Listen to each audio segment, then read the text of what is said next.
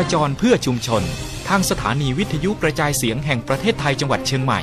FM 93.25 เมกะเฮิรตซ์ทุกวันจันทร์ถึงวันศุกร์ 16:10 น. ถึง 17:00 น.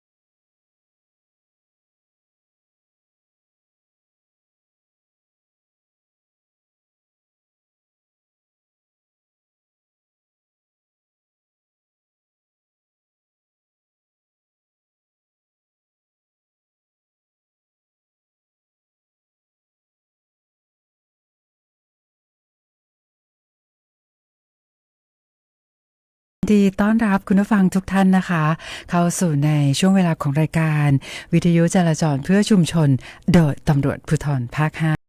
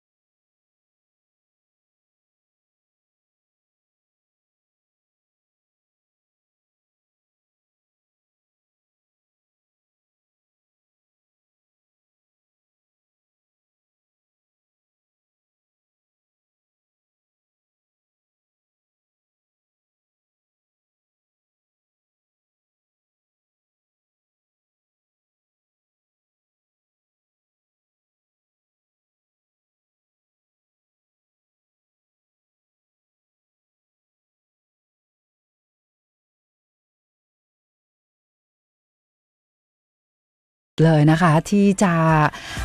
เห็นใจนะคะแล้วก็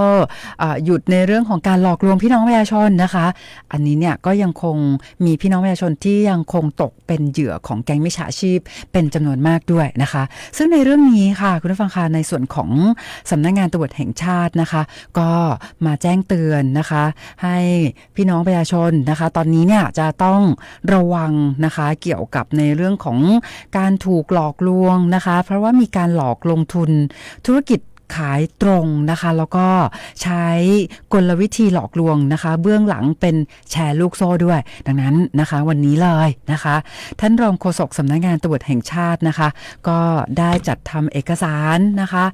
แจกให้กับพี่น้องสื่อมวลชนให้ช่วยประชาสัมพันธ์ให้กับพี่น้องประชาชนนะคะได้รับทราบข้อมูลนะคะเนื่องจากว่าท่านพลตำรวจเอกกิตตรัตน์พันเพชรรักษาราชการแทนผู้บัญชาการตำรวจแห่งชาตินะคะท่านก็ได้มีความห่วงใยพี่น้องประชาชนค่ะที่อาจได้รับความเสียหายจากอาชญากรรมในรูปแบบต่างๆนะคะซึ่งในอดีตที่ผ่านมานะคะพี่น้องประชาชนจำนวนมากได้ตกเป็นเหยื่อของมิจฉาชีพในรูปแบบของการชักชวนให้ลงทุนในธุรกิจนะคะผ่านช่องทางสื่อสังคมออนไลน์ค่ะหรือเป็นการจัดสัมมนาให้ความรู้นะคะบางครั้งเนี่ยก็จะมาในรูปแบบของการลงทุนในธุรกิจบางครั้งก็มาในรูปแบบของการขายตรงนะคะหลอกลวงว่าจะมีรายได้นะคะจากการชักชวนสมาชิกใหม่มาร่วมลงทุนนะคะอย่างเช่นในเรื่องของคดียูฟันคดีแม่ชะม้อยอันนี้พูดถึงในอดีตนะคะหรือว่าจะเป็นคดี Forex 3D เป็นต้นนะคะแต่ว่าตอนนี้เนี่ยนะคะก็มีการหลอกให้ลงทุนธุรกิจขายตรงนะคะแล้วก็ใช้กลวิธีหลอกลวงเป็นแชร์ลูกโซ่มาอีกแล้วนะคะดังนั้นในช่วงนี้ค่ะสำนักงานตำรวจแห่งชาตินะคะแล้วก็ตำรวจภูธรภาค 5จึงได้ขอแจ้งเตือนให้กับพี่น้องประชาชนให้ระมัดระวังนะคะในเรื่องของการลงทุนเกี่ยวกับธุรกิจลักษณะขายตรงที่อาจจะเข้าข่ายเป็นขบวนการแชร์ลูกโซ่หรือว่าหลอกลวงประชาชนนะคะซึ่งข้อสังเกตนะคะที่อยากจะนำมาให้กับคุณผู้ฟังพี่น้องประชาชนนะคะได้ระมัดระวังเนี่ยก็จะมีทั้งหมดอยู่6ข้อสังเกตด้วยกันนะคะข้อสังเกตแรกเลยก็จะเป็นในเรื่องของโมเดลแชร์ลูกโซ่นะคะถ้าหากว่าโครงสร้างธุรกิจเนี่ยเน้นในเรื่องของการรับสมัครคนใหม่เข้าร่วมนะคะมากกว่าการขายสินค้าหรือบริการจริงนะคะโมเดลนี้เนี่ยทำให้รายได้หลักเนี่ยมาจากการชักชวนสมาชิกใหม่แล้วก็เก็บเงินค่าสมัครแทนที่จะเกิดจากการขายสินค้านะคะดังนั้นถ้าหากว่าเราเจอ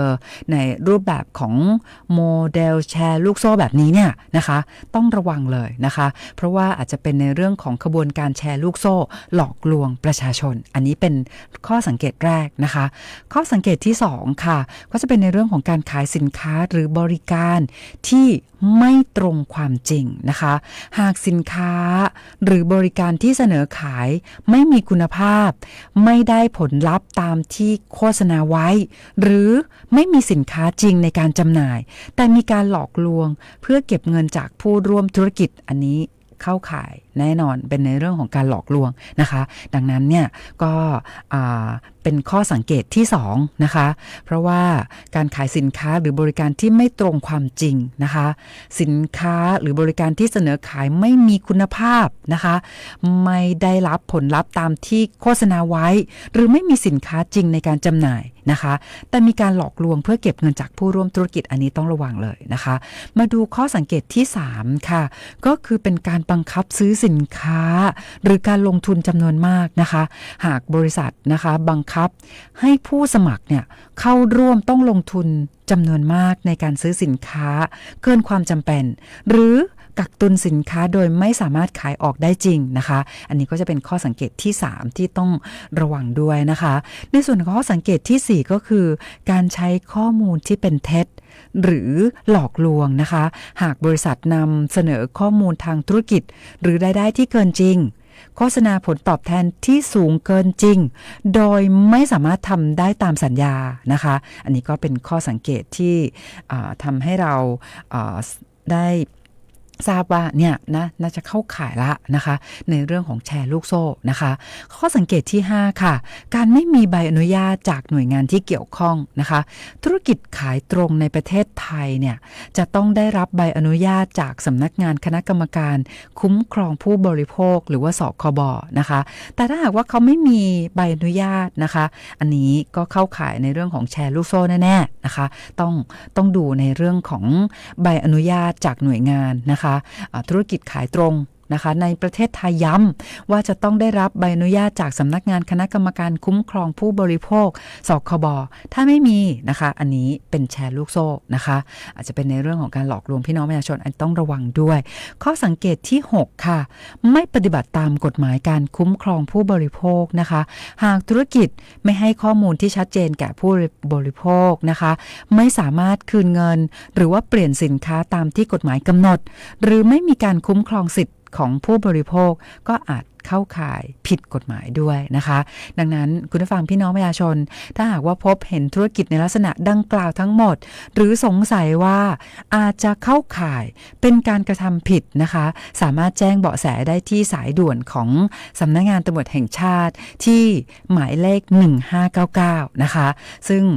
สำนักงานตำรวจแห่งชาติเนี่ยพอได้รับข้อมูลจากพี่น้องประชาชนนะคะก็จะดำเนินการตรวจสอบถ้าหากว่าพบว่ามีการกระทำความผิดนะคะก็จะมีการแจ้งไปยังหน่วยงานในสังกัดของสำนักงานตำรวจแห่งชาติทั่วประเทศนะคะถ้าหากว่าเป็นในพื้นที่ของตำรวจภูธรภาค5นะคะไปแจ้งที่1599ปุ๊บเนี่ยสำนักงานตำรวจแห่งชาติก็จะแจ้งมาที่ตำรวจภูธรภาค5แล้วก็สถานีตำรวจในสังกัดนะคะให้ดำเนินการตรวจสอบอันนี้ก็เป็นการแจ้งเบาะแสจากสายด่วนของสำนักงานตำรวจแห่งชาตินะคะหมายเลข1599ค่ะแล้วก็ในส่วนของสำนักงานตำรวจแห่งชาติแล้วก็ตำรวจภูธรภาค5นะคะก็ฝากให้กับคุณผู้ฟังบอกว่าถ้าหากว่าคุณผู้ฟังพี่น้องประชาชนนะคะได้รับความเสียหายจากอาชญากรรมในรูปแบบต่างๆนะคะก็สามารถแจ้งความร้องทุกข์ได้ที่สถานีตำรวจนะคะได้ทุกแห่งทั่วประเทศนะคะและถ้าหากว่าเป็นคดีอาชญากรรมทางเทคโนโลยีนะคะอันดับแรกเลยนะคะท่านสามารถแจ้งผ่านสายด่วนนะคะ1441ได้ตลอดเวลา24ชั่วโมงนะคะสายด่วน1441สำหรับในเรื่องของอาชญากรรมทางเทคโนโลยีโดยเฉพาะนะคะซึ่งเป็นหมายเลขที่ให้บริการแบบ one stop service นะคะนั่นก็หมายความว่าคุณผู้ฟังสามารถแจ้งอายัดบัญชีได้เลยนะคะสามารถแจ้งความออนไลน์ได้ด้วยแล้วก็สามารถติดตามความคืบหน้าของคดีติดตามทรัพย์คืนนะคะที่หมายเลขสายด่วน1441การให้บริการแบบ one stop service ค่ะเอาล่ะค่ะคุณผู้ฟังค่ะถึงแม้ว่าตอนนี้นะคะเชื่อว่าคุณผู้ฟังพี่น้องประชาชนนะคะได้รับความเสียหายนะคะจากในเรื่องของเหตุอุทกภัยนะคะโดยเฉพาะพี่น้องประชาชนในพื้นที่รับผิดชอบของตำรวจภูธรภาค5แล้วก็ที่สำคัญในพื้นที่ของจังหวัดเชียงใหม่นะคะก็อยากให้ทุกท่านนะคะอย่าเพิ่งหมดกำลังใจนะคะเราต้องเข้มแข็งนะคะแล้วก็ต่อสู้ไปด้วยกันนะคะก็อยากให้พี่น้องประชาชนนะคะอย่าเพิ่งหมดกำลังใจค่ะในส่วนของตำรวจภูธรภาค5เองนะคะท่านพลตำรวจโทกฤษณพลยี่สาครผู้บัญชาการตำรวจภูธรภาค5นะคะท่านก็ให้ความ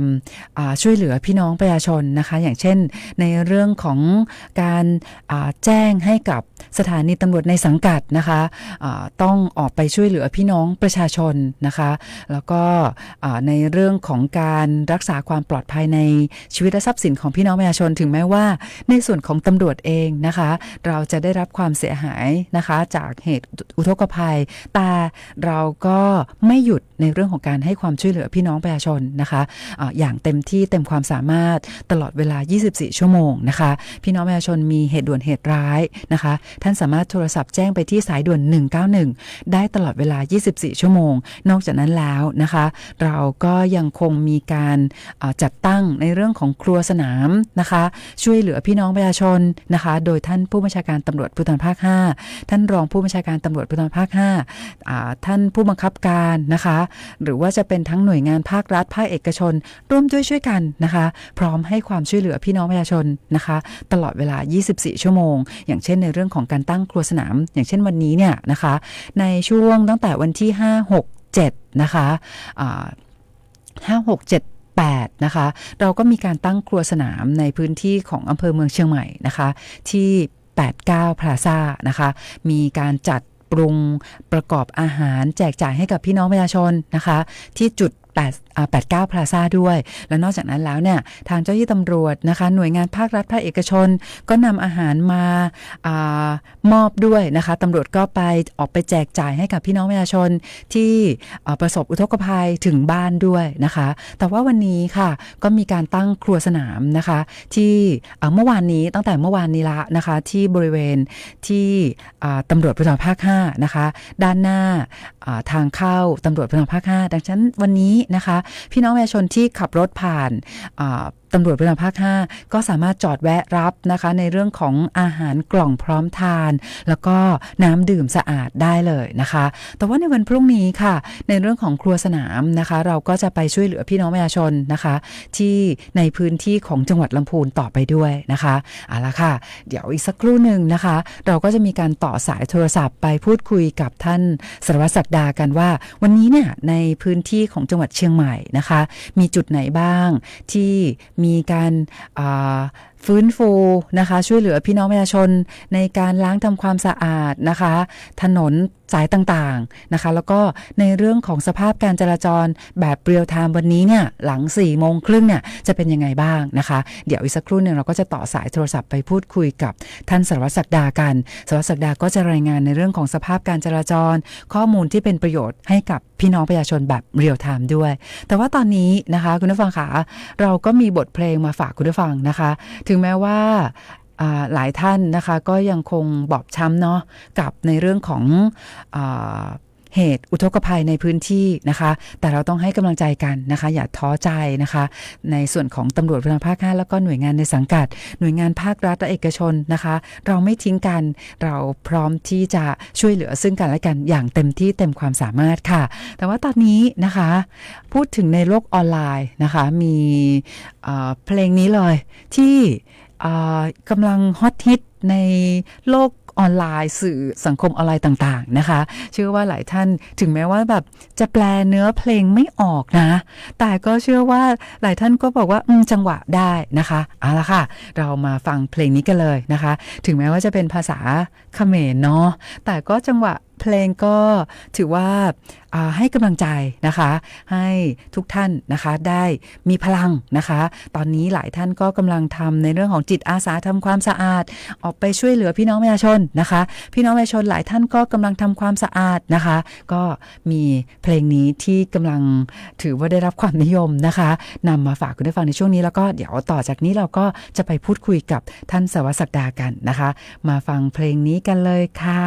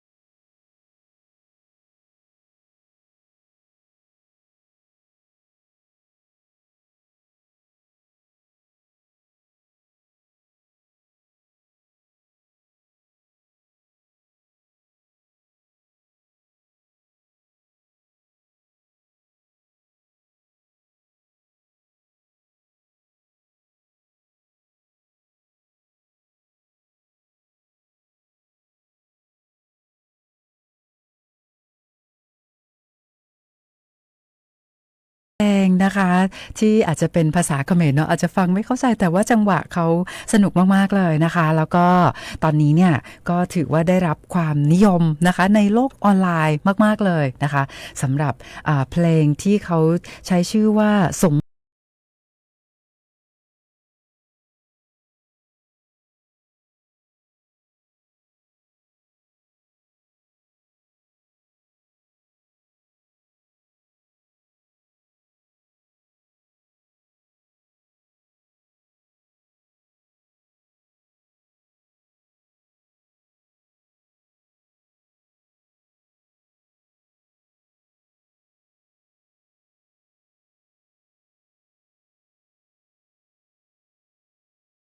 นะคะท่านสวัสดาก็อยู่ในสายกับเราแล้วสวัสดีค่ะ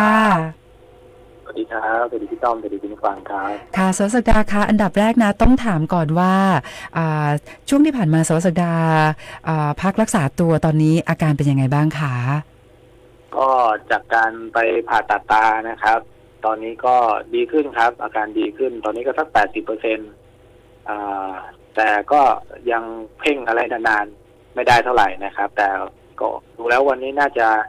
เริ่มออกมาทำงานได้นะครับในการประชาสัมพันธ์ในการส่งต่อข้อมูลให้กับพี่น้องประชาชนก็ภาพรวมเรื่องการผ่าตัดก็เป็นไปด้วยความเรียบร้อยครับพี่ต้อมครับค่ะก็เชื่อว่าคุณผู้ฟังหลายท่านนะคะก็ส่งกำลังใจให้กับสวัสดาคนเก่งของเราด้วยนะคะก็ตอนนี้บอกว่า 80% แล้วนะคะใกล้ 100% แล้วขอให้หายเร็วๆนะคะ 100% เร็วๆนะคะพี่ต้อมครับค่ะน้องศักดาคะตอนนี้มาพูดคุยกันนิดนึงเพราะว่าตอนนี้นะคะในรอบตัวเมืองเชียงใหม่เนาะนะคะถือว่าตอนนี้เนี่ยมีฝุ่นเยอะนะคะเพราะว่าหลังจากที่น้ำลดเนี่ยนะคะก็จะมีในเรื่องของ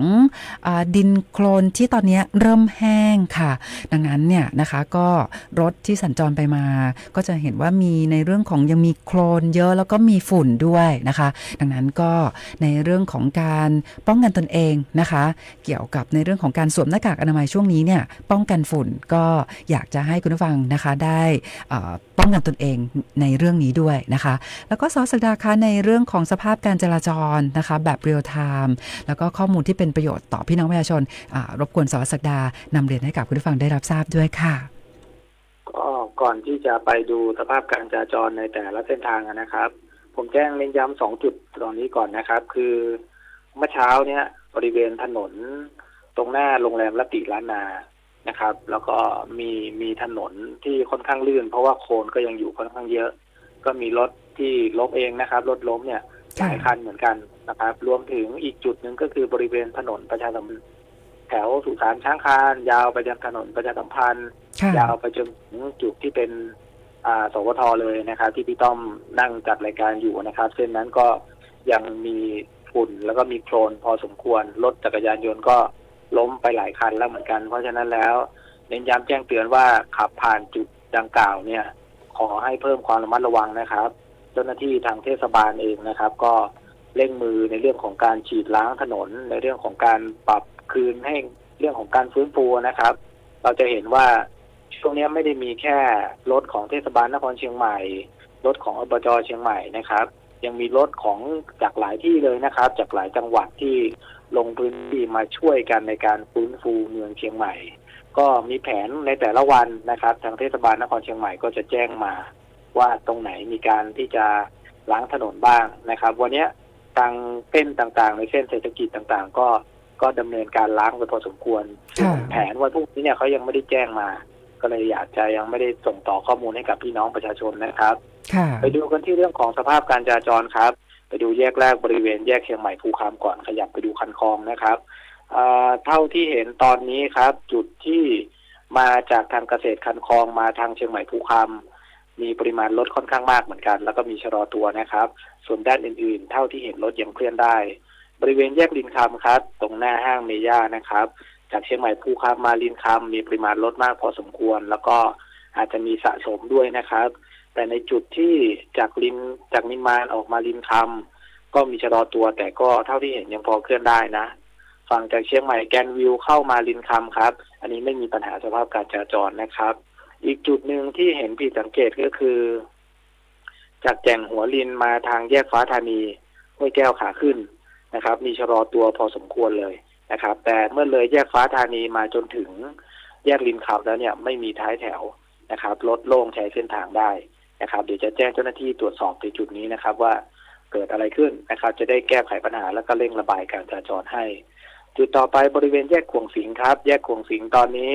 ในทุกด้านยังเคลื่อนได้ปกติกันทั้งหมดนะครับบางด้านอาจจะมากบ้างบางด้านอาจจะน้อยบ้างนะครับแต่เจ้าหน้าที่ก็เร่งระบายการจราจรช่วงเย็นก็อยู่ในการบังคับสัญญาณไฟที่เป็นการบังคับให้มันสัมพันธ์กับปริมาณรถไม่ได้อยู่ในระบบนะครับจุดต่อมาไปดูที่บริเวณแยกฟ้าห้ามครับแยกฟ้าห้ามตอนนี้ในแต่ละด้านก็ยังเคลื่อนได้พอสมควรฝั่งที่มาจากแยกสารเด็กมาฟ้าห้ามนะครับอาจจะมีชะลอตัวนิดนึงนะครับรถมากหน่อยแต่ก็ยังเคลื่อนได้ไม่ได้ติดสะสมจนรถไม่สามารถเคลื่อนได้นะครับต่อไปผมไปดูที่รวมโชคครับรวมโชคมาฟ้าห้ามไม่มีปัญหานะครับเช่นเดียวกันกับฟ้าห้ามไปรวมโชคก็ไม่มีปัญหาแต่จุดที่จะมีรถมากหน่อยนะครับคือจากแยกแม่คาวมารวมโชคนะครับตรงจุดนี้มีชะลอตัวแล้วก็มีท้ายแถวสะสมนะครับก็แจ้งเป็นข้อมูลให้กับพี่น้องประชาชนในจุดถนนเชียงใหม่พร้าวตั้งแต่แยกหนองจอมมาไม่มีปัญหาสภาพการจราจรนะครับขยับมาดูเชียงใหม่ดอยสะเก็ดครับจากแม่กวงเข้ามาแม่คาวมาตลาดสามแยกไม่มีปัญหาสภาพการจราจรนะครับจุดที่จากแม่คาวเข้ามาที่ศาลเด็กครับในฝั่งขาเข้ามีรถมากหน่อยแต่ก็เคลื่อนได้นะไม่ใช่ติดชะลอตัวจนไม่สามารถขยับได้นะครับในฝั่งขาออกไม่มีปัญหาอะไรครับดูในถนนเจริญเมืองครับแก้ไขนะครับในถนนแก้วนวรัตน์ในถนนแก้วนวรัตน์ขาเข้าไม่มีปัญหาครับมีขาออกบริเวณแยกทุ่งโฮเทลด้านทิศเหนือท้ายแถวยาวมาจนถึงหน้าโรงพยาบาลแม่คอมิกเลยนะครับในฝั่งขาออกเดี๋ยวก็จะให้เจ้าหน้าที่ได้เร่งระบายการจราจรให้นะครับเพราะว่าผมก็สัมภาษณ์ไปด้วยนะครับแล้วก็นั่งพิมพ์ส่งต่อข้อมูลไปด้วยนะครับจะได้รวดเร็วแล้วก็ให้เจ้าหน้าที่ที่อยู่ประจำจุดเนี่ยได้เร่งระบายการจราจรนะครับจุดต่อมาผมมาดูที่เชียงใหม่สันกำแพงนะครับวัฒนธรรมเจริญเมืองนะครับก็จากบวกโคกเข้ามาไม่มีปัญหานะครับจากบริเวณแยกหนองประทีปเองก็จะเป็นรถในฝั่งขาออกนะครับที่มีปริมาณมากหน่อยแต่ก็เคลื่อนได้ต้องบอกแบบนี้ครับในถนนเจริญเมืองเองเนี่ยน้ำลดลงไปหมดแล้วนะครับอาจจะเหลือในซอยบ้างเล็กน้อยนะครับที่มีน้ำท่วมขังอยู่เช่นตรงจุดแยกเทวีอุทิศนะครับที่ก็อาจจะยังมีปริมาณน้ำอยู่และสิ่งที่เห็นเลยก็คือว่าอย่างที่พี่ต้อมบอกนะครับเมื่อน้ำลดโคลนอยู่ฝุ่นมานะครับแล้วก็รวมถึงบรรดาของใช้ที่มันจมน้ำนะแล้วมันเกิดความเสียหายรวมถึงขยะอะไรต่างๆพี่น้องประชาชนก็จะวางอยู่หน้าบ้านวางอยู่หน้าร้านนะครับซึ่งผมว่าเทศบาลเขาก็มีแผนอยู่แล้วนะครับที่จะไปในแต่ละเส้นทางเดี๋ยวผมได้ข้อมูลยังไงแล้วเนี่ยผมก็จะได้ประชาสัมพันธ์ลงเพจแล้วก็ส่งต่อข้อมูลให้กับพี่ๆนะครับเพราะฉะนั้นตอนนี้หากภาพรวมเรื่องของการจราจรในถนนเจริญเมืองยังสามารถเคลื่อนได้นะครับผมขยับมาที่บริเวณถนนมหิดลนะครับลงต่างระดับดอนจานมาที่ต่างระดับรถไฟมีปริมาณรถนิดหน่อยไม่มีปัญหานะครับฝั่งจากรถไฟเข้ามาที่หนองหอยก็ไม่มีปัญหาอะไรนะครับแต่รถจะมากหน่อยคือบริเวณหน้าสะพานภาค5นะครับจะมีรถที่ชะลอตัวพอสมควรส่วนหนึ่งต้องแจ้งแบบนี้ครับว่าอาจจะมีรถที่จอดบนสะพานอยู่บ้างนะครับในช่องทางด้านซ้ายของทั้งสองฝั่งเพราะว่าบางจุดเนี่ยน้ำยังท่วมขัง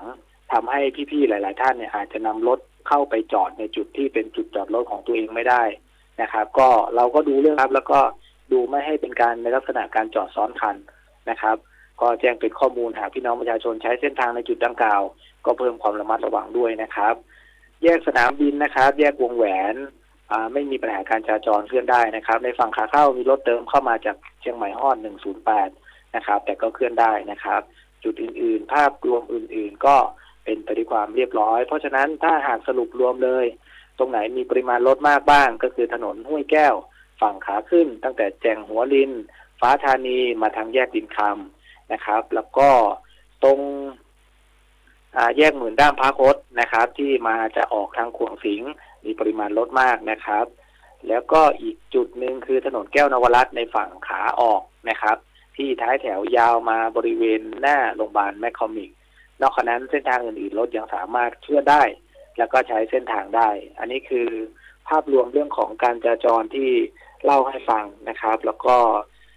ซึ่งช่วงที่ผ่านมาครับผมก็ ยังรักษาตัวนะครับ แต่ก็ได้พูดคุยกับน้องๆทีมงานจราจรที่ทำอินโฟกราฟิกกันนะครับให้ประชาสัมพันธ์ส่งต่อข้อมูลทั้งในเรื่องของแผนที่เส้นทางจุดปิดกั้นต่างๆนะครับพอพูดถึงเรื่องจุดปิดกั้นเนี่ยขอแถมหน่อยก็แล้วกันนะครับจุดตอนนี้มี2จุดนะครับคือที่บริเวณอุโมงค์บิ๊กซี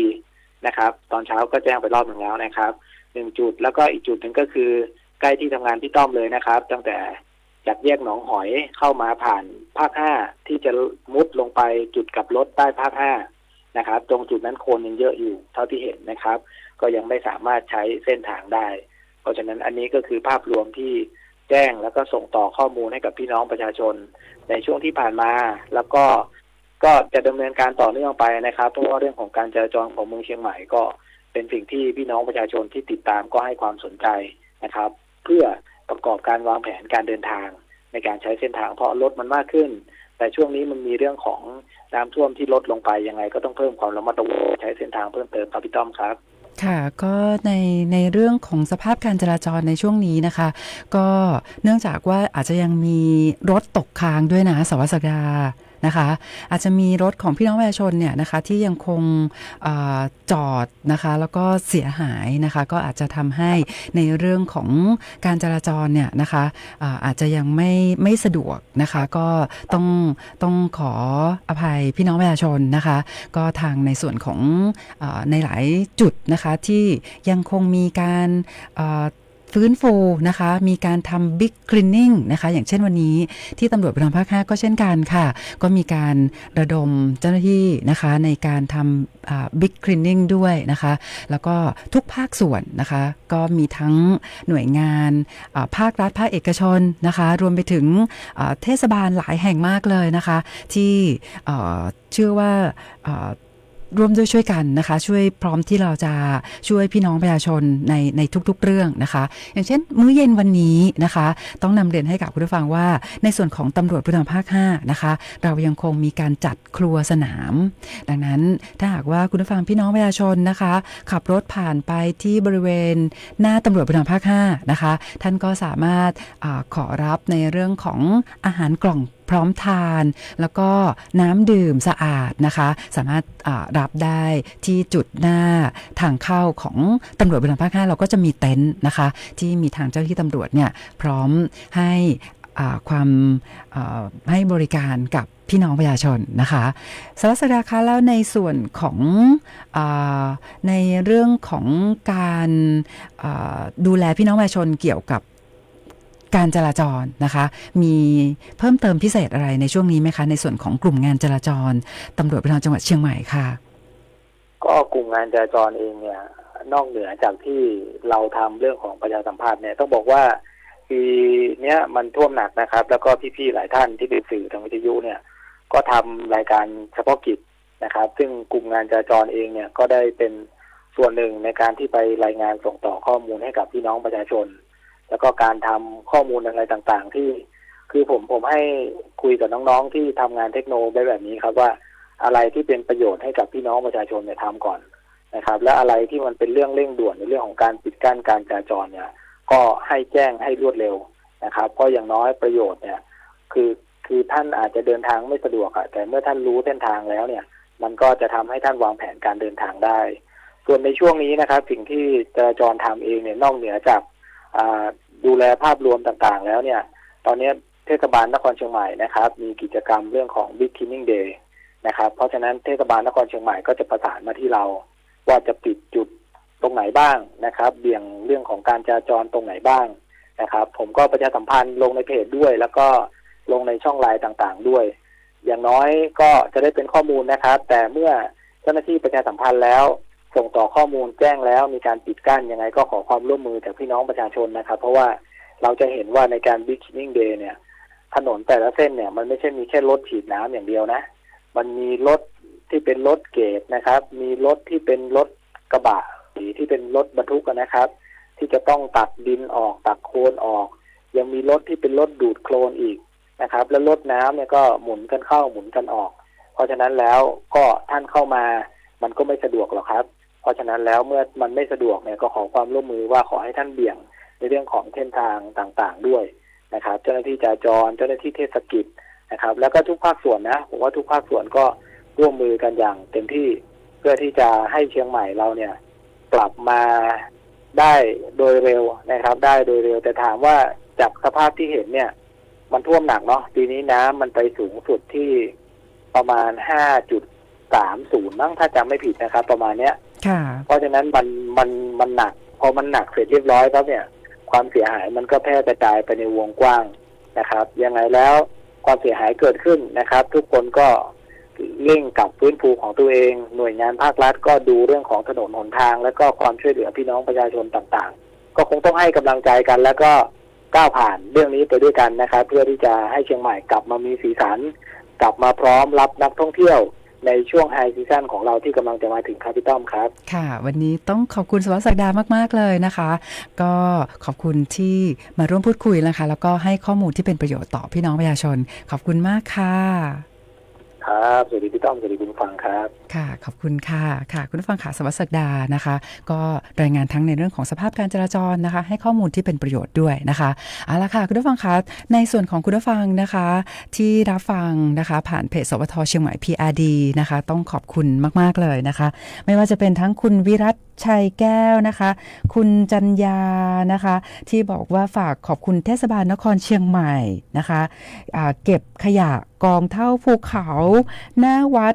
ป่าแพ่งไปหมดแล้วนะคะก็ต้องบอกเลยว่าในช่วงนี้นะคะเราร่วมด้วยช่วยกันนะคะเทศบาลทุกแห่งเลยนะคะโอ้นะคะพร้อมนะคะช่วยเหลือพี่น้องประชาชนในทุกพื้นที่นะคะในส่วนของตำรวจภูธรภาค 5แล้วก็หน่วยงานในสังกัดนะคะเราก็พร้อมให้บริการพี่น้องประชาชนนะคะดังนั้นถ้าหากว่าท่านมีเรื่องขอความช่วยเหลือนะคะท่านสามารถโทรศัพท์แจ้งเข้ามาที่สายด่วน191ได้ตลอดเวลา24ชั่วโมงนะคะเอาละค่ะตอนนี้เราก็ยังคงมีบทเพลงนะคะอาจจะหลากหลายรูปแบบนิดนึงนะคะมาฝากคุณผู้ฟังก็อยากให้คุณผู้ฟังนะคะได้มีความสุขนะคะได้มีพลังใจนะคะที่จะผ่านพ้นปัญหาอุปสรรคในทุกๆเรื่องนะคะ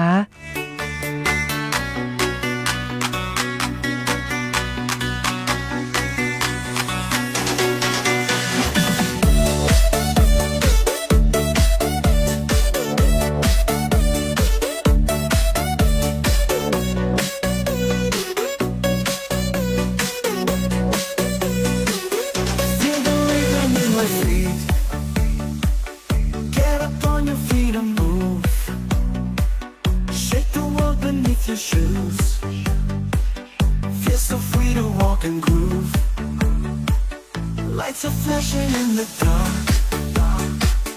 Let the music drive your soul. Move without a single fear. Lose yourself in every role. Move without limits, feel the beat. Dance around the city streets. Let the music set you free. Move with passion endlessly.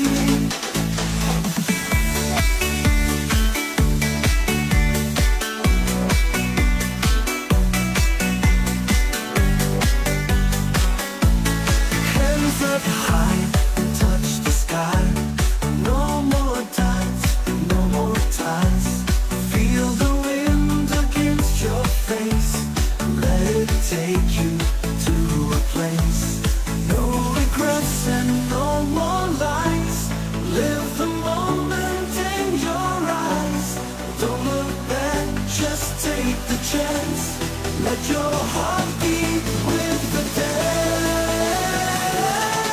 Move without limits, feel the beat. Dance around down the city streets. Let the music set you free. Move with passion endlessly.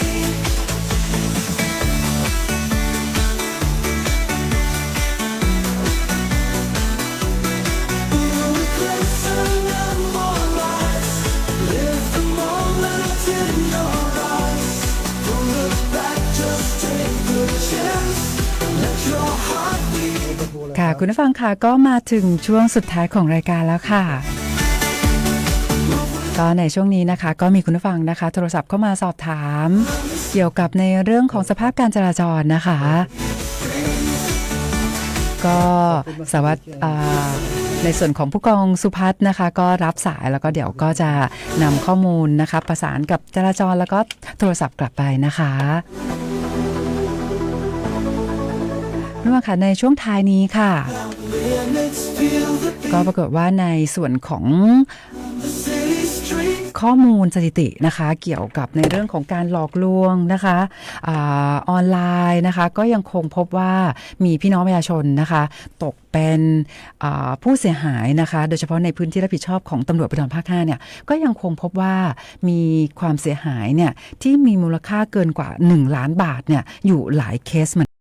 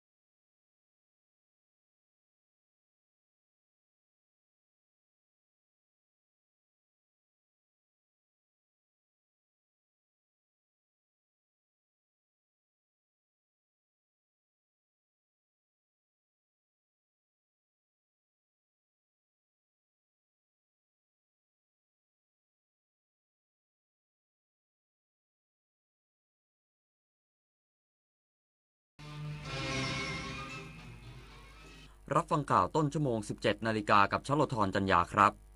โรงพยาบาลลานนา 3 จังหวัดเชียงใหม่ เร่งสูบน้ำออกจากชั้นใต้ดิน อีกสักครู่กลับมาติดตามรายละเอียดครับ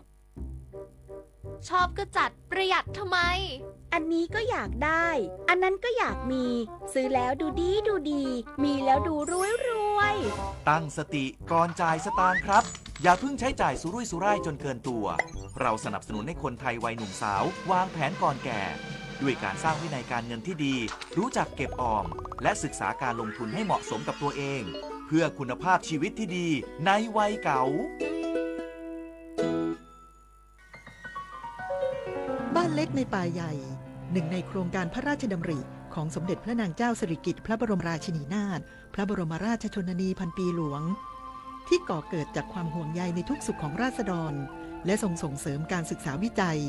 หาวิธีให้คนอยู่กับป่าได้โดยไม่เกิดการทำลายเน้นการพึ่งพาตนเองสร้างชุมชนให้เข้มแข็ง